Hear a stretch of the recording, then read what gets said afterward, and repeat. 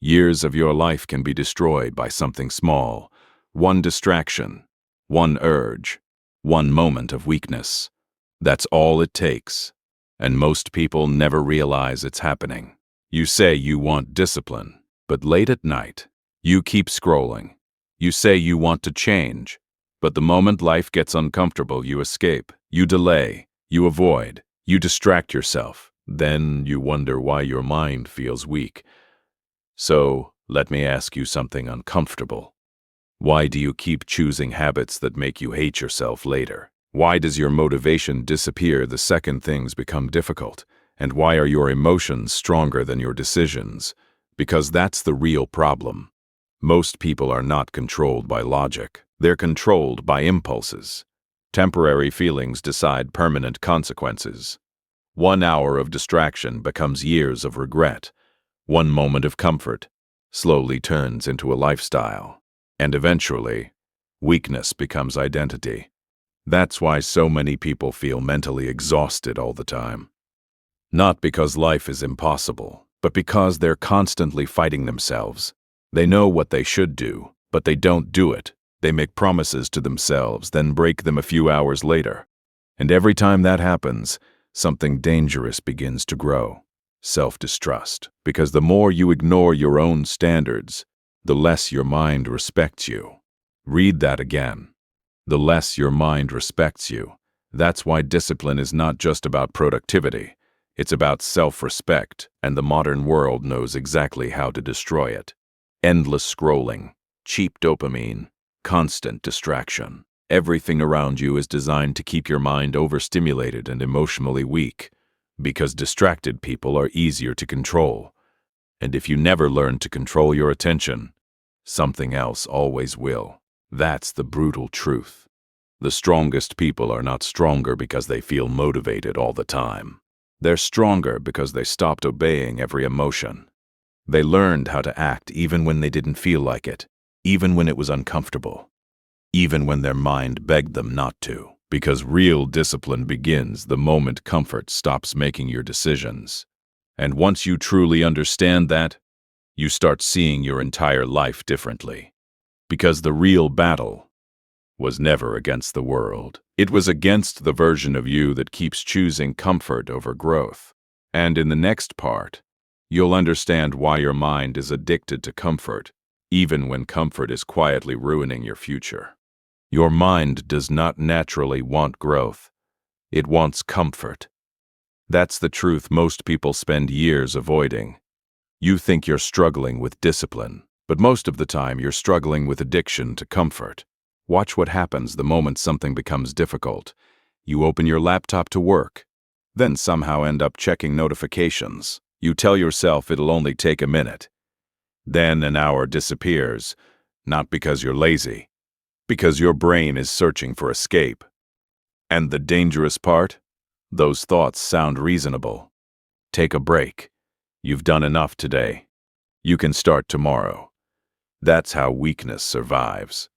Quietly, not through dramatic failure, but through small patterns repeated every day. Because your brain cares more about feeling good right now than becoming stronger later. That's why temporary comfort is so dangerous. It gives relief immediately, while silently. At first, comfort feels harmless. Skipping one workout doesn't seem dangerous. Watching just one more video late at night feels normal. Ignoring one responsibility feels small. That's why the trap is so hard to notice. Because nothing collapses immediately, the damage happens quietly. Every time you escape discomfort, your brain remembers it, and slowly avoidance stops feeling like a choice. It starts feeling natural. That's how people become trapped in cycles they secretly hate. Not because they enjoy suffering, but because familiar pain starts feeling safer than change. Read that again. Familiar pain starts feeling safer than change. So people stay in habits that drain them. They stay stuck in routines that make them feel empty. Every night they promise themselves tomorrow will be different. Then tomorrow comes, and they become the same person again. That's where the real damage begins. Not in your habits. in your identity. Because when you repeatedly ignore your own standards, something inside you starts changing. You stop trusting yourself. You say you'll wake up early. You don't. You say you'll focus. Then 5 minutes later, your hand reaches for your phone without thinking. Not because you consciously decided to. Because your mind has been trained to escape effort automatically. And after enough broken promises, your confidence starts disappearing. Not confidence in the world. Confidence in yourself. That's a dangerous kind of loss, because once people lose trust in themselves, they lower their standards to protect themselves from disappointment. They stop aiming high. Stop trying seriously. Stop believing they can become stronger. And eventually, weakness stops feeling temporary, it starts feeling personal. I've always been like this. This is just who I am. No. That's who repetition trained you to become. There's a difference. And most people never realize it. They think they need more motivation, when the real problem is that they've practiced self-betrayal for years. That's the uncomfortable truth. Every time you ignore what matters, you teach your mind that comfort is more important than your future, and the modern world makes this cycle even worse. You wake up and instantly check your phone. Your attention gets pulled in 10 different directions before your day even begins. Endless stimulation. Endless distraction. Your mind never stays still long enough to think clearly anymore. That's why discipline today feels harder than ever. Because distraction is no longer occasional, it's constant. And a constantly distracted mind becomes weak without realizing it. Not overnight, but slowly, quietly, until years disappear and you barely recognize the person you could have become. That's why mental discipline is no longer optional. It's protection. Because the quality of your future depends on what controls your mind every single day. And in the next part, you'll understand why your thoughts feel so convincing, even when they're completely distorting your reality. Most people think their thoughts are telling them the truth. They're not. They're telling you a version of reality shaped by fear, memory, insecurity, and emotion. And if you never question that voice in your head, it slowly starts controlling the way you see yourself, other people, and your entire life. That's why two people can experience the same situation and walk away with completely different meanings. One person gets rejected and moves on. Another spends the entire night replaying the conversation in their head, reading the same message again, wondering what they did wrong, creating pain that didn't even exist a few minutes earlier. Same event, different interpretation, because your mind is not reacting to reality itself. It's reacting to what it believes the situation means. That's the trap. A delayed reply becomes, they're losing interest. One mistake becomes, I'm never good enough.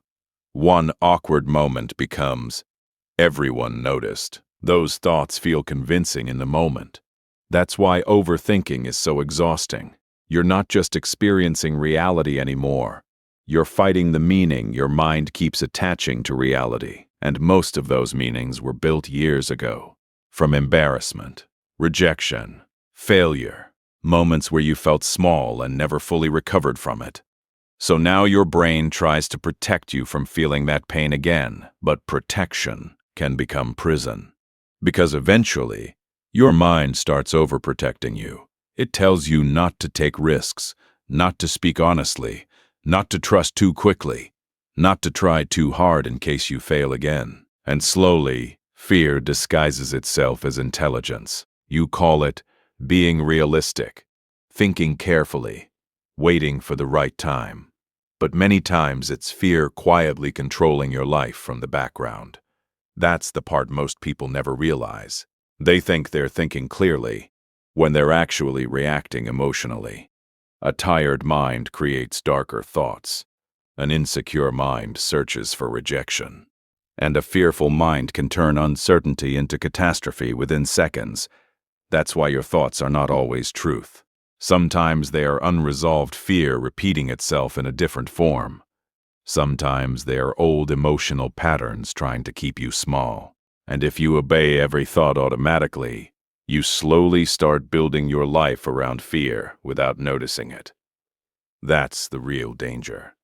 Not pain, not failure, living according to distorted thoughts that were never fully questioned. That's why the Stoics constantly observed their own mind, not because they lacked emotions, but because they understood something most people never learn. The first thought is not always wisdom. Sometimes it's conditioning speaking before awareness arrives. And the moment you realize that, something changes. You stop reacting instantly. You pause. You observe. You create distance between yourself and the thought. And that distance is where mental freedom begins. But in the next part, you'll understand the Stoic principle that changes how mentally strong people respond to pressure, chaos, and difficult emotions. Most people spend their entire lives trying to control things that were never truly theirs to control.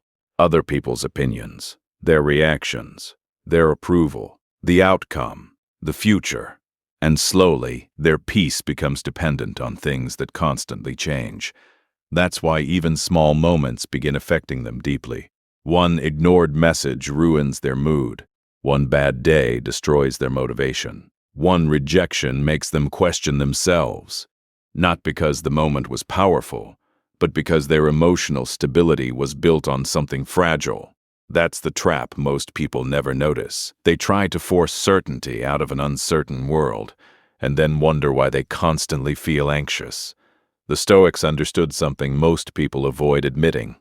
You cannot control whether someone understands you. You cannot control whether life goes according to plan. You cannot control how people behave. But you can control how much power those things have over your mind. And that changes everything. Because the moment you stop demanding control over the uncontrollable, your mind becomes lighter. You stop chasing emotional security through validation. You stop needing every situation to go perfectly. You stop exhausting yourself trying to manage things that were never fully yours to manage. And for the first time, you begin developing something stronger than confidence, inner stability. That's what discipline actually becomes at a deeper level. Not punishment, not restriction. Emotional independence. The ability to stay steady even when life becomes unpredictable, because most people only feel emotionally okay when everything around them is okay. But the moment life shifts, their inner state collapses with it. The Stoics trained differently. They understood that real mental strength is not controlling the world around you. It's controlling the part of you that reacts to the world, and that awareness changes the way you experience everything. Now when frustration appears, you notice it before it controls your behavior. When anger rises, you feel it, but you don't immediately obey it. When anxiety starts creating stories in your mind, you stop and ask yourself, is this actually true? Or is this fear trying to protect me again? That small pause matters more than people realize. Because one emotional reaction can damage years of progress. One impulsive decision can create consequences that last far longer than the feeling itself. But awareness interrupts that pattern. And slowly, your mind stops feeling like something that controls you. It becomes something you guide. Not perfectly, not instantly, but enough to change the direction of your life. Because the moment you realize you don't need to control everything, you finally stop being controlled by everything. And in the next part, you'll understand the dangerous mental loop that keeps most people emotionally trapped for years without realizing it. At first, it never feels dangerous. That's why most people stay trapped inside it for years without realizing it. Because the loop doesn't begin with destruction. It begins with relief. You avoid one difficult task, ignore one uncomfortable conversation. Tell yourself you'll start tomorrow, and instantly your mind rewards you. Relief. A small release of pressure. That's what makes the cycle dangerous. Not because it hurts immediately, but because it feels good immediately. So the next time discomfort appears, your brain remembers the escape. You sit down to work, and suddenly checking your phone feels necessary. You open one notification, then another, Then somehow 20 minutes disappear without you noticing. Not because you're lazy, because your mind has quietly learned avoidance feels safer than effort. And the more often that pattern repeats, the more automatic it becomes. Stress to avoidance, to temporary relief, to regret, again and again. And eventually, the cycle stops feeling abnormal. That's the terrifying part. People begin building entire lives around emotional escape without realizing it. They procrastinate things that matter, avoid difficult growth, delay important decisions, not because they truly want to, but because discomfort now feels threatening to their nervous system. And slowly, their mind starts adjusting to a smaller version of themselves. That's how self-respect quietly disappears, not in one dramatic moment, but through tiny betrayals repeated every day. Every promise you break to yourself teaches your brain something. Every excuse reinforces identity. Every avoidance lowers standards. Every impulsive reaction trains the mind again. And after a while, you stop trusting yourself completely. That's the hidden damage nobody talks about, because eventually the pain is no longer just failing the task. It's looking at yourself and realizing you no longer believe your own words. That's why awareness matters so much in Stoicism. Not motivation, awareness. Because motivation disappears the moment discomfort arrives. Awareness stays long enough to interrupt the pattern. And the moment you notice the loop while it's happening, something changes internally. You catch the impulse before obeying it. You notice the emotional bargaining. I'll do it later. I'm too tired today. I'll start when I feel ready. But this time, you don't automatically believe every thought that enters your mind. That's where mental freedom begins. Not when emotions disappear, but when emotions stop becoming commands. Now, fear still exists, but it no longer controls direction. Comfort still speaks, but it no longer has authority. And for the first time, there's space between you and the reaction. That space changes everything, because most people spend their entire lives reacting automatically. If they feel distracted, they escape. If they feel uncertain, they quit. If they feel uncomfortable, they avoid. Their emotions decide their actions, and their actions slowly decide their identity. But mentally disciplined people learn something different. Your first feeling is not always wisdom. Sometimes it's conditioning. Sometimes it's fear disguised as logic. Sometimes it's the older version of you trying to survive. And once you start seeing those patterns clearly, you cannot unsee them anymore. You begin catching the loops in real time, the excuses, the unconscious reactions, and slowly, you stop living like someone controlled by every emotion that enters your mind. Because the real battle was never only against distraction. It was against unconscious self-betrayal. And in the next part, you'll understand the transformation that begins once your mind stops controlling you automatically and starts following your awareness instead. Most people are not destroyed by one catastrophic moment. Not a single failure. Not one bad decision. Not one painful day. They're shaped quietly, by small reactions repeated so many times, they stop feeling like reactions at all. A little avoidance, a little emotional escape, a little compromise every time discomfort appears, and eventually those small moments begin controlling an entire personality. That's why the Stoics never relied on motivation, because motivation changes with mood, with energy, with emotion, but principles stay stable even when your mind doesn't. And if you don't build principles intentionally, your impulses will build them for you, without asking. The first brutal law is this: your emotions should be heard, but never obeyed automatically, because most impulsive decisions feel justified in the moment. Anger feels honest, avoidance feels protective, comfort feels deserved. That's what makes emotional reactions dangerous. They rarely look destructive while they're happening. A person ruins years of progress, one emotional decision at a time. One angry message, one impulsive purchase, one moment of weakness that felt deserved. The Stoics understood something most people never realize. A calm mind sees farther than an emotional one. The second law. Comfort grows quietly, not through catastrophe, through convenience. You skip one difficult task, delay one uncomfortable conversation, reach for your phone for just a minute, and slowly, your brain starts associating discomfort with escape. That's how weakness becomes automatic, not dramatically, silently.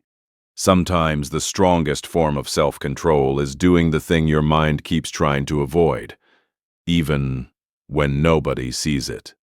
The third law is brutal because it changes identity. Every excuse rewrites who you believe you are. People think identity comes from thoughts. It doesn't. It comes from repeated behavior. Every time you break a promise to yourself, your brain records it. Every time you say, "I'll start tomorrow," "I'll do it later," "I'm just tired," you teach yourself that your own words mean nothing, and eventually you stop trusting yourself completely. That's why disciplined people move differently, not because they're superhuman, because they stopped negotiating with every temporary feeling. The fourth law, whatever controls your attention, controls your life. Most people don't even notice how fragmented their minds have become. They wake up and instantly reach for stimulation, notifications, videos, scrolling, noise. Even silence feels uncomfortable now, and that's dangerous, because a distracted mind becomes easier to influence, easier to manipulate, easier to control without realizing it. A focused mind is rare now, which means focus has become power. The fifth law, discipline is self-respect in action. Most people see discipline as punishment. The Stoics saw it differently. Discipline was proof that you could trust yourself. Every completed promise strengthens identity, even small ones. Getting up when you said you would, finishing what you started, sitting with discomfort instead of escaping it.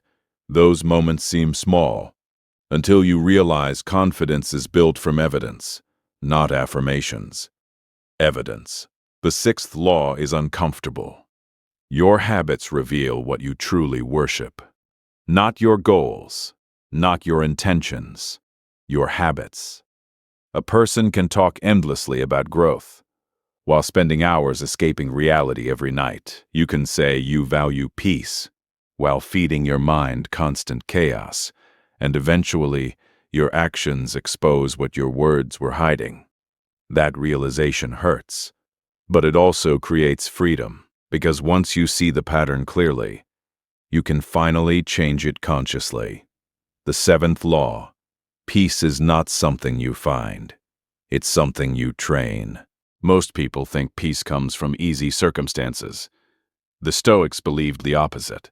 Real peace appears when your mind stops reacting to everything automatically, when discomfort no longer controls your choices, when delay no longer creates panic, when rejection no longer destroys identity. That kind of peace is earned slowly, through awareness, through restraint, through repetition. And the final law ties everything together.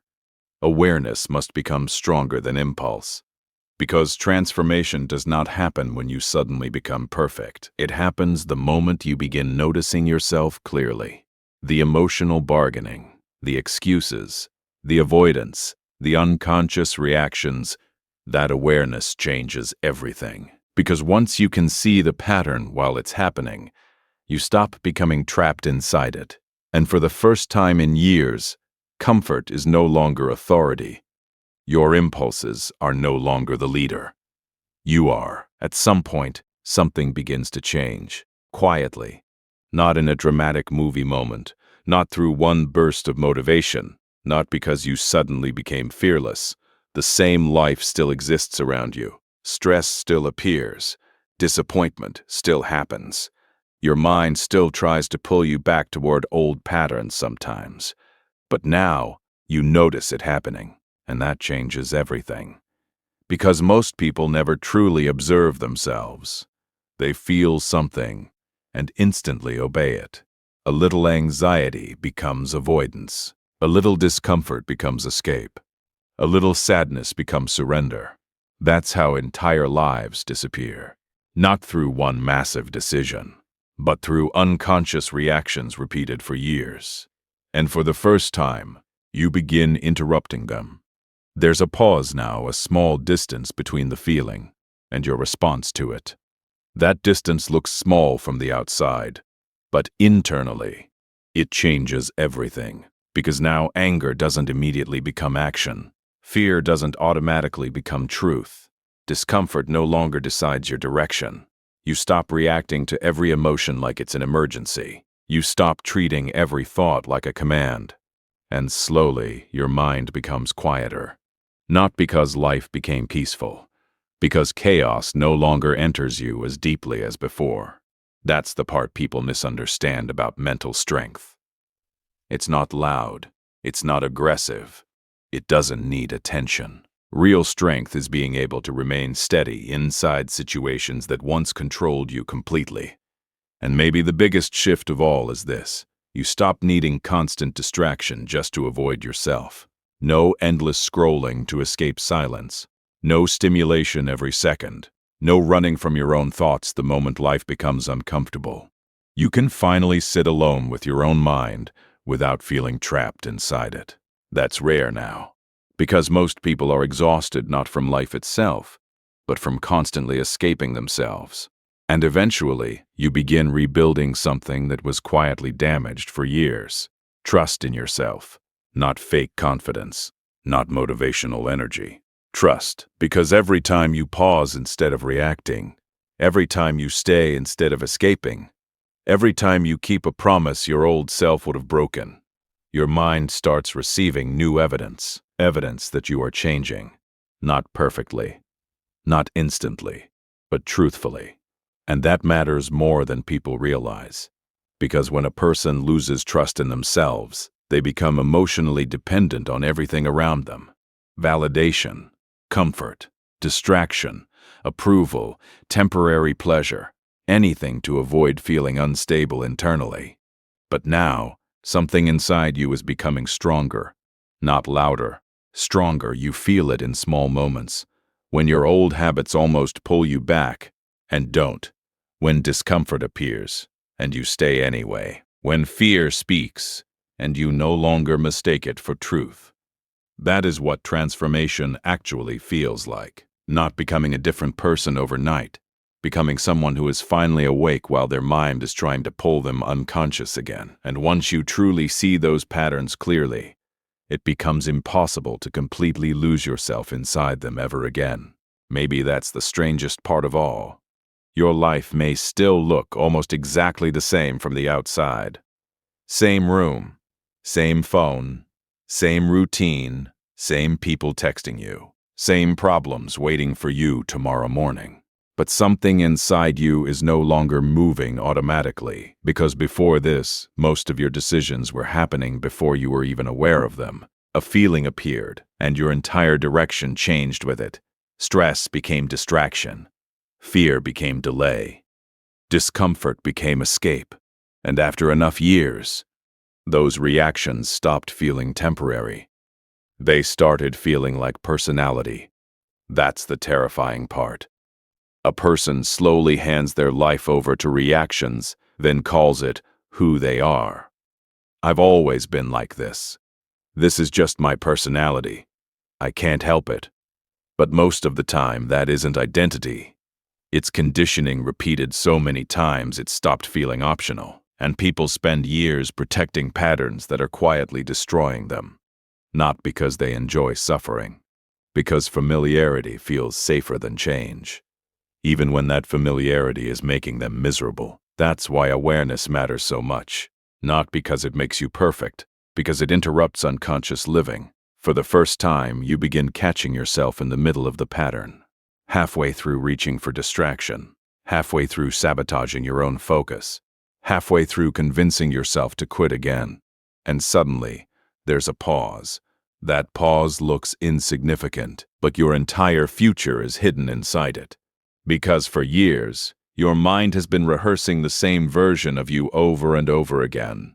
The version that avoids, delays, escapes, distracts itself, waits to feel ready. You are not just fighting bad habits. You are fighting a personality that repetition built quietly in the dark. And honestly, that realization hurts. Because it means some of your suffering was never imposed on you. It was repeated by you. Automatically. Daily. Without noticing. Scrolling when you should have been thinking. Escaping when you should have stayed present. Numbing yourself just to avoid sitting alone with your own thoughts for 10 minutes. That's how people lose years. Not in dramatic collapse, in unconscious repetition. That is what the Stoics understood so deeply. The real battle was never against the world. It was against the part of you that keeps handing your future to temporary emotions. Not how to feel nothing, but how to stop obeying every feeling immediately. There's a difference, a massive difference, because emotions are human, but being ruled by every emotion, that's where suffering begins. And maybe real self-discipline is not forcing yourself to become someone new. Maybe it's finally becoming aware enough to stop betraying the person you could have been. So the next time your mind tells you to escape discomfort, pause for a second. The next time fear disguises itself as logic, notice it. The next time distraction starts pulling your attention away from your own life, ask yourself something honestly. How many years of my life have already been shaped by reactions I never questioned? Because once you truly see the pattern, you cannot completely disappear back into it again.